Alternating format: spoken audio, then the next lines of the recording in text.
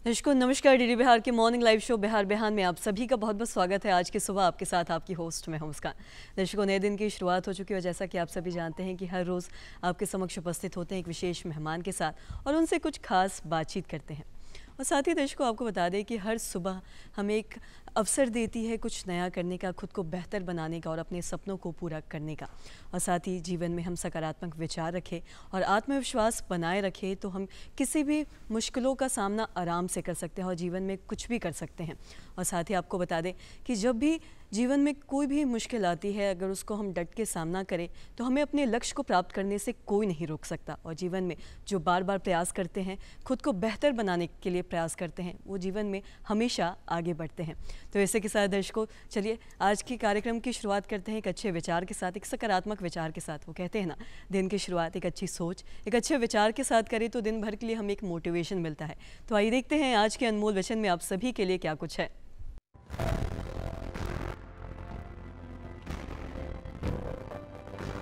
प्रसन्नता ही एकमात्र ऐसा इत्र है जिसे आप दूसरों पर छिड़कते हैं तो कुछ बूंदें आप पर भी पड़ती हैं। महात्मा गांधी।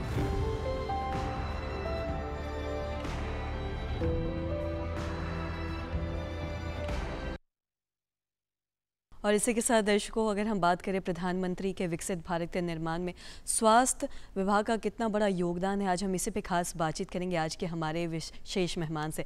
आपको बता दें कि आज स्टूडियो में हमारे साथ मौजूद हैं डॉक्टर सुरेंद्र नाथ सिन्हा। आपको बता दें कि ये कुलपति हैं बिहार स्वास्थ्य विज्ञान विश्वविद्यालय में। सर बहुत बहुत स्वागत है आपका हमारे इस खास कार्यक्रम में। सर हम ये जानते हैं कि किसी भी इंसान के पीछे किसी ना किसी का हाथ होता है। मैं आपसे जानना चाहूँगी कि आपकी जो प्रारंभिक शिक्षा दीक्षा हुई वो कहाँ से हुई, कहाँ से आप ताल्लुक़ रखते हैं, अपने शुरुआती जीवन के बारे में हमें कुछ बताएं। मेरा बचपन इस्लामपुर, नालंदा ज़िला के इस्लामपुर थाना के भगवानपुर गांव है, वहीं पर हुई। और उसी के बगल में एक हाई स्कूल है, मुरगांव हाई स्कूल, जहाँ मेरी शिक्षा हुई, प्रारंभिक शिक्षा हुई। वहाँ से मैंने मैट्रिक पास किया और उसके बाद पटना में बीएन कॉलेज में मेरी कॉलेज की शिक्षा हुई प्रारंभिक जी।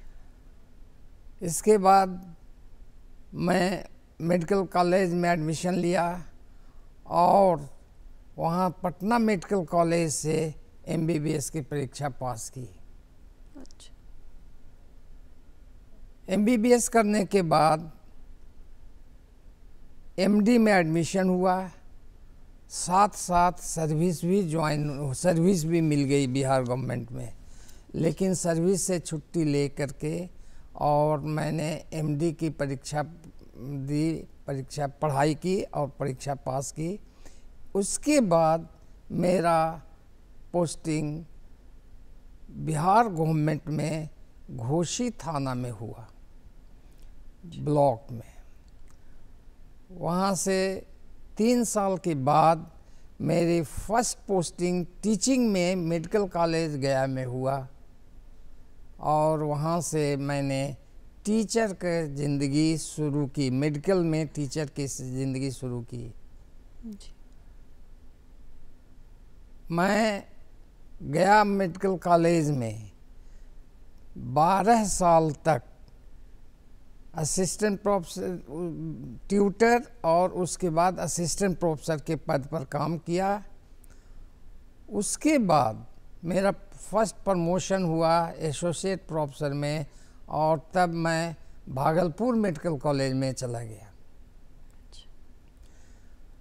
भागलपुर मेडिकल कॉलेज में 5 साल रहने के बाद मेरे पोस्टिंग दरभंगा मेडिकल कॉलेज में हुआ एज ए प्रोफेसर बायोकेमिस्ट्री। और दरभंगा मेडिकल कॉलेज में ही मैं प्रोफेसर बना, प्रिंसिपल रहा और उसके बाद पटना मेडिकल कॉलेज में प्रिंसिपल होकर के आया। ये मेरी पढ़ाई के बाद फर्स्ट पोस्टिंग कहाँ कहाँ रहा, ये मेरी इतिहास है जी। उसके बाद मैं 2 साल के लिए सासाराम मेडिकल कॉलेज में एज ए प्रिंसिपल काम किया और उसके बाद 2 साल, करीब 2 साल, जी 2020 में जब कोरोना काल था तो उस समय मैं महावीर ट्रस्ट के द्वारा, महावीर स्थान ट्रस्ट द्वारा चलाया गया अस्पताल, जो जिसके सेक्रेटरी कुणाल साहब थे, जी अभी लेट कुणाल साहब कहा जा सकता है, वो उनका अस्पताल है महावीर वात्सल्य अस्पताल। वहाँ मैं डायरेक्टर के रूप में 2 साल काम किया।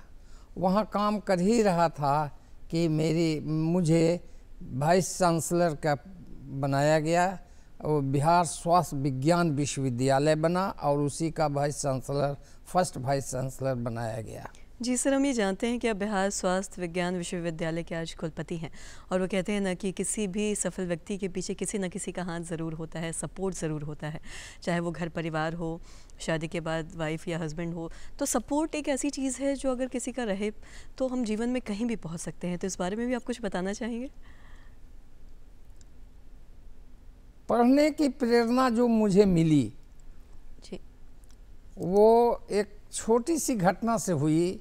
जब मैं स्कूल में था उस समय 8th क्लास का मैं स्टूडेंट था और हमारे टीचर क्लास में एक क्वेश्चन पूछे और वो उसका जवाब मैं नहीं दे सका। चूँकि बहुत मानते थे, शुरू से मैं पढ़ने में मेधावी था, इसलिए प्यार भी बहुत करते थे। क्वेश्चन जो नहीं जवाब दिया क्वेश्चन का तो उनसे काफ़ी दुख हुआ और उन्होंने बहुत पीटा। और वो पिटाई, उनकी गुरु की पिटाई मेरे लिए वरदान हुआ और उस दिन से मैंने पढ़ने के लिए ठान लिया। पढ़ाई, सिर्फ पढ़ाई ही बना सकता है जीवन, उसी दिन मुझे पता चला और उस दिन के बाद मैं पीछे मुड़कर नहीं देखा। तो आज जिस पद पर हूँ उसमें प्रारंभिक अगर कहा जाए तो हमारे स्कूल के टीचर श्री भागवत प्रसाद साइंस टीचर हुआ करते थे, उनकी देन है। कॉलेज में जब मैं आया तो पटना मेडिकल कॉलेज में एमडी कर रहा था।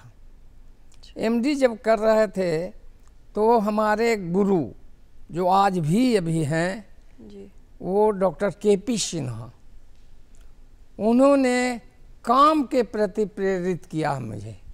काम करोगे तो सीखोगे, काम करोगे तो जानोगे, ये मंत्र दिया, छोटी सी मंत्र जो हमको बहुत काम आया और आज अगर इस रूप में हूँ तो उन्हीं का देन है।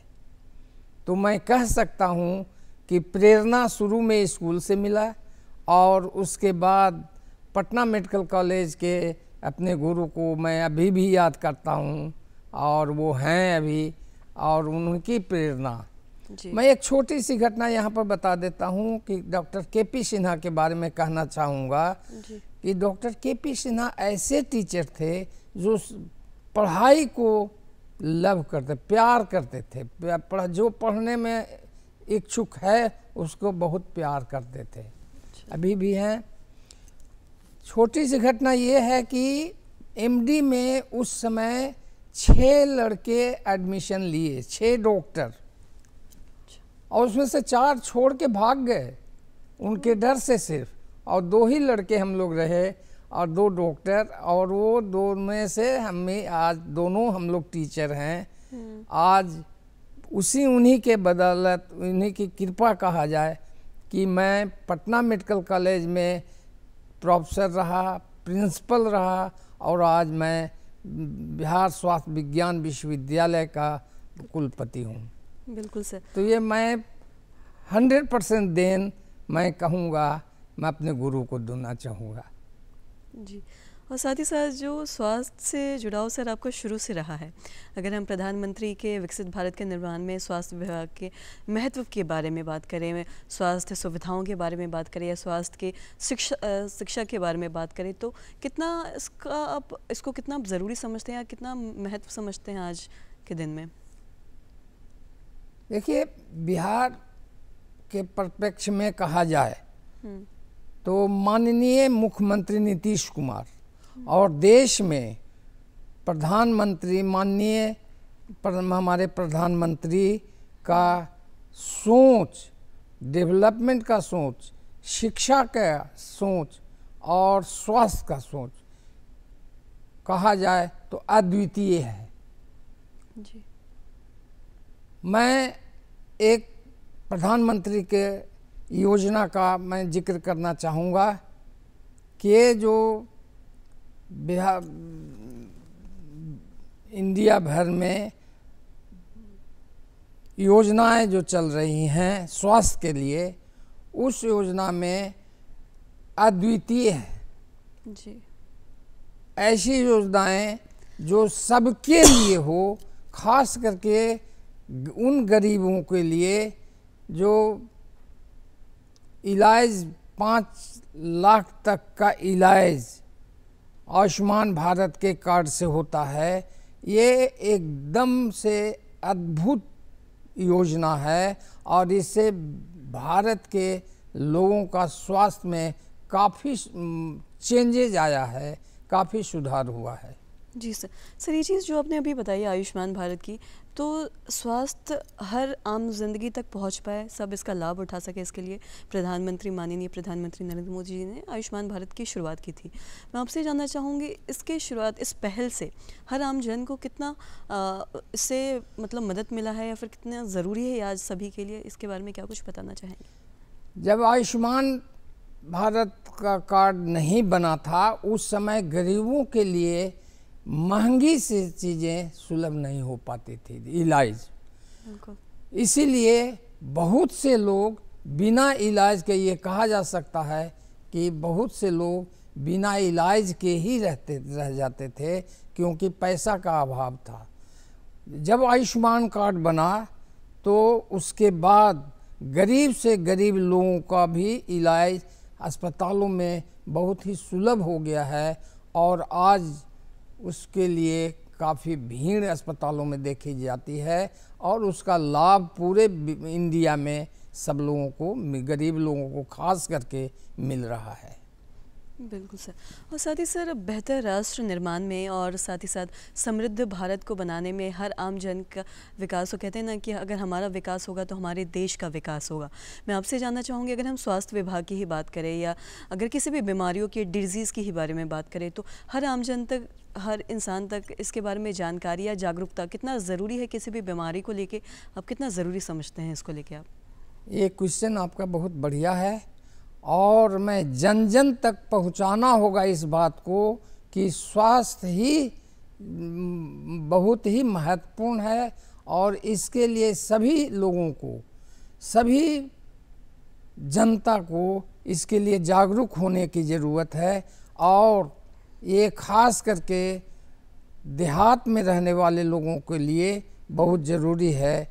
कुछ चीज़ें ऐसी हुए जो जागरूकता के कारण, जागरूकता की कमी के कारण कुछ बीमारियां होती है, कुछ उन लोगों को बताने की ज़रूरत है। जैसे हम लोग शहर में हैं और शहर में व्यायाम बहुत कम लोग करते हैं, बिल्कुल, जो कि स्वास्थ्य के लिए, प्रारंभिक स्वास्थ्य के लिए बहुत ज़रूरी है। और उसके अलावे कुछ लोगों में कुछ बुरी आदतें कह सकते हैं, जैसे खैनी खाने का, टोबैको खाने का, जो या उसका यूज़ करने का, तंबाकू यूज़ करना बहुत ही खतरनाक है और इससे कैंसर ज़्यादा होता है, जिसके लिए प्रति जागरूक करना लोगों को बहुत ज़रूरी है। दूसरी बात है रहन सहन।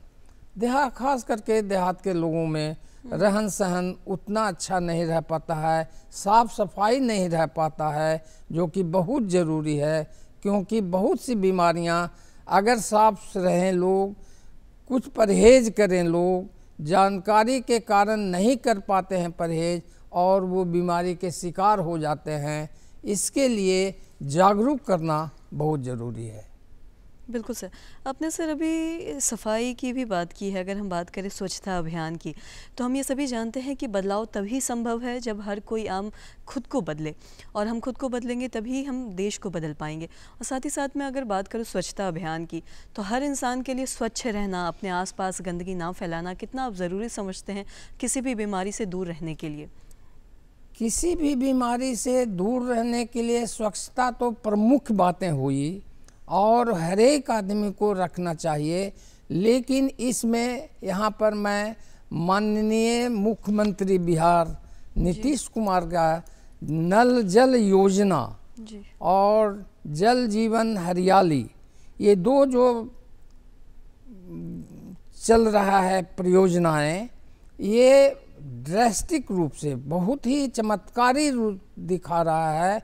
और सिर्फ एक चीज़, शुद्ध जल पीने से अधिकतर पेट की बीमारियां देहात में भी कम हो रहा है। ये बहुत चमत्कारी काम है और देखने में सुनने में तो लगता है कि साधारण सा है, लेकिन जो आदमी देहात में हैं, जिनको पीने के लिए स्वच्छ पानी, खाना स्वच्छ मिल रहा है अगर, तो उनको बीमारियां उनसे बहुत दूर रहती हैं। दूसरी चीज़, हम लोगों को जैसे लोगों को ये बताना होगा कि व्यायाम, कसरत और थोड़ा सा ध्यान मेंटल बीमारी के लिए बहुत ज़रूरी है कि सवेरे उठ करके आप नहा धो करके और थोड़ा सा ध्यान लगाएं। बिल्कुल सर। इसके लिए हम इसमें बहुत कोई पैसा नहीं लगता है, सिर्फ अपनी आदत बदलने की ज़रूरत है। अगर ये किया जाए तो मेंटल बीमारियां बहुत कम हो जाती हैं। दूसरी, साफ़ सफाई जो होता है, साफ़ सफाई से स्किन डिजीजेज बहुत कम हो जाते हैं, कैंसर बहुत कम हो जाता है। तो ये सब पर ध्यान देने के लिए सिर्फ लोगों को जागरूक करने की ज़रूरत है। इसमें डॉक्टरी करने की कोई ज़रूरत नहीं है। एक साधारण आदमी भी उसको एक जागरूक आदमी जागरूक कर सकते हैं लोगों को। बिल्कुल सर। सर, ये चीज़ आपने बहुत सही बताई है। जैसा कि हमने शुरू में भी कहा था कि अगर सही आहार हो और कुछ वक्त निकाल के अगर हम योग करें, और साथ ही साथ अगर हम बात करें कि जैसा कि आपने बताया कि योग करना मेंटल हेल्थ के लिए बहुत ही ज़्यादा ज़रूरी है, शारीरिक, मानसिक और आध्यात्मिक स्वास्थ्य के लिए बहुत ज़्यादा ज़रूरी है। और साथ ही साथ अगर हम स्वच्छ रहें, अपने आसपास गंदगी ना करें, तो बीमारियों से भी हम बच सकते हैं। मैं आपसे जानना चाहूँगी कि स्वच्छ रहें, अपने आसपास गंदगी ना करें, इस संस्कार को, इस स्वभाव को अपने अंदर शामिल करना कितना ज़रूरी समझते हैं आप? और साथ ही साथ इसके लिए आप लोगों को क्या कहना चाहेंगे? क्या एक मैसेज देना चाहेंगे कि साफ़ सफाई, मतलब गंदगी ना करें, सफाई रखें? बहुत अच्छा सवाल किया आपने। साफ सफाई और साफ भोजन स्वस्थ रहने के लिए बहुत ही ज़रूरी है। दूसरी चीज़, ये दवाई से दूर करता है। अगर हम लोग साफ सफाई से रहते हैं, सब रहने के लिए लोगों को सिखाते हैं, शुद्ध भोजन करने के लिए सिखाते हैं, आत्म संयमित होने के लिए सिखाते हैं, तो बहुत सी बीमारियां दूर हो जाती है, नहीं आती है, और जिससे स्वस्थ लाइफ जिसको कहते हैं, स्वस्थ रहकर और लाइफ बिताना ये बहुत ही आसान हो जाता है। जो काम करते हैं, जो पढ़ते हैं स्टूडेंट्स, उनको खास करके ये बहुत ज़रूरी है कि शुद्ध भोजन करें, संयमित रहें और अपनी पढ़ाई, अपने काम में लगे रहें। बिल्कुल सर, बिल्कुल। और मैं आपसे ये भी जानना चाहूँगी, अगर हम स्वास्थ्य सुविधाओं के बारे में बात करें या स्वास्थ्य की शिक्षा के बारे में बात करें बिहार के परिप्रेक्ष्य में, तो इसमें बिहार के लोगों के लिए क्या कुछ सुविधाएं या फिर क्या कुछ शिक्षा है जो लोग ले सकते हैं या इसका लाभ उठा सकते हैं? इस बारे में आप कुछ बताना चाहेंगे? देखिए, मेडिकल की शिक्षा के बारे में अगर पूछा जाए जी। तो मैं कहूँगा कि पहले से इसमें अभी जो चल रहा है उसमें सुधार की आवश्यकता है। और सुधार किससे हो सकता है? ये सोच बदलने से हो सकता है, चाहे टीचर हूँ या हमारे स्टूडेंट हूँ। मैंने देखा है जब जब हम लोगों का कॉलेज का लाइफ था, उस समय के टीचर और आज के टीचर में थोड़ा सा हमको कहने में दुख हो रहा है कि उस तरह का टीचिंग नहीं हो रहा है। आजकल के पहले जो टीचर थे वो इंटरेस्ट लेते थे, बच्चों के साथ समय देते थे और हमेशा वो कुछ न कुछ बताने के इच्छुक रहते थे। आजकल क्लास के बाद लोग स्टूडेंट के साथ उतना समय नहीं दे पा रहे हैं जितना देना चाहिए। इसमें साथ में मैं कहना चाहूँगा कि स्टूडेंट को भी थोड़ा सोच बदलने की ज़रूरत है। उनका दिमाग में ये बैठ गया है कि पढ़ाई अगर है तो सिर्फ एग्जामिनेशन पास करने के लिए, जो बिल्कुल मेडिकल की पढ़ाई में ये एकदम नहीं लागू होता है। ये जानकारी पहले है, उसके बाद एग्जामिनेशन है, परीक्षा पास करना है। इसीलिए सोच बदलने की ज़रूरत है, चाहे स्टूडेंट हों, मेडिकल के स्टूडेंट हों या टीचर हों। मैं उदाहरण दूंगा दरभंगा मेडिकल कॉलेज का। जब मैं दरभंगा मेडिकल कॉलेज में टीचर था, हेड ऑफ डिपार्टमेंट भी रहा था और प्रिंसिपल भी रहा है, वहाँ बच्चे चाहते हैं कि टीचर के साथ समय बिताएं, लेकिन ज़रूरत है टीचर को कि बच्चों के साथ समय बिताएं। आजकल के मैं दुख के साथ कहना चाहूँगा कि आजकल के शिक्षकों को इतना समय नहीं है कि मैं अपने बच्चों के साथ समय बिता सकूं। और मैं उदाहरण बार बार कहूँगा कि उदाहरण देता हूँ दरभंगा मेडिकल कॉलेज का। वहाँ के बच्चे आज भी हमको प्यार करते हैं, जो डॉक्टर हो गए हैं, सर्विस में हैं, बड़े बड़े अफसर पर पद पर चले गए हैं, फिर भी जहाँ मिलते हैं वो याद करते हैं उस समय का। उसमें सिर्फ कुछ नहीं, सिर्फ बच्चों को, बच्चा चाहते हैं प्यार, बच्चा चाहते हैं निकटता। इसीलिए स्टूडेंट टीचर के साथ निकट रहना चाहते हैं और वो अपने बच्चों की तरह रहते हैं। जब वो निकट आ जाएंगे आपके तो देखते हैं कि वो बहुत ही प्यार करते हैं टीचर को। इसलिए आजकल फिर एक बार दुख व्यक्त करूंगा टीचर के बारे में कहने में कि आजकल के लोग समय कम देते हैं कॉलेज में, जिसकी बहुत ज़रूरत है। मैं बार बार अपने शिक्षकों से आदरपूर्वक रिक्वेस्ट कर रहा हूँ कि वो समय दें, कॉलेज में समय दें, बच्चों के साथ समय बिताएं जी। और उसके बाद बच्चों को अच्छी अच्छी चीज़ें सिखाएं। जी सर। किताब सिर्फ पढ़ने से मेडिकल की पढ़ाई नहीं हो सकती है तब तक जब तक कि प्रैक्टिकल नहीं करें, साथ में नहीं रहें। टीचर, पहले के टीचर हम लोगों को हाथ पकड़ करके और देखने के लिए, रोगी देखने के लिए बताते थे, वो उसकी आज कमी हो गई है। बिल्कुल सर। और सर वक्त की भी हमारे पास थोड़ी सी पाबंदी है और काफ़ी चीज़ों के बारे में हमने आपसे बातचीत भी की है, स्वास्थ्य सुविधाओं के बारे में जाना, आपके बारे में जाना, आपके जैसे शख्स के बारे में अगर हम बातचीत करते हैं, उनके बारे में जानते हैं तो हमें भी काफ़ी कुछ सीखने को मिलता है। और साथ ही साथ अगर हम सर स्वास्थ्य विभाग की बात करें तो इसमें जो नई तकनीकी आई हैं, जो नई टेक्नोलॉजीज़ आई हैं, उससे कितना ये फ़ायदेमंद हुआ है या कितना इसके लिए लाभदायक हुआ, इसके बारे में भी थोड़ा कुछ बताना चाहेंगे जाते जाते हमारे दर्शकों को? बहुत ज़रूरी है। नई नई टेक्नोलॉजी जो आई हैं, नए नए इंस्ट्रूमेंट्स जो आ गए हैं, सरकार सब कुछ प्रोवाइड कर रही है मरीजों की सुविधा के लिए, और इसके लिए उसका लाभ मरीजों को मिल भी रहा है। जैसे पहले के तुलना में आजकल जैसे एक्सरे हो, पहले एक्सरे होता था, आज अल्ट्रासाउंड हो रहा है। पहले कोई भी रोग को देखने के लिए जो ऊपर से फिजिकल एग्जामिनेशन के बाद नहीं पता चलता है तो लोग एक्सरे करवाते थे जी। आज अल्ट्रासाउंड करवा रहे हैं, उसके बाद भी एमआरआई करवा रहे हैं। तो ये सब सुविधाएं रोगी को लिए आधुनिक ट्रीटमेंट में बहुत ही सहायक हो रहा है। लेटेस्ट जो इलाज का जो पद्धतियां हैं उसमें ये काफ़ी इंस्ट्रूमेंट्स जो अवेलेबल हो रहे हैं इसमें काफ़ी सहायक हो रहे हैं।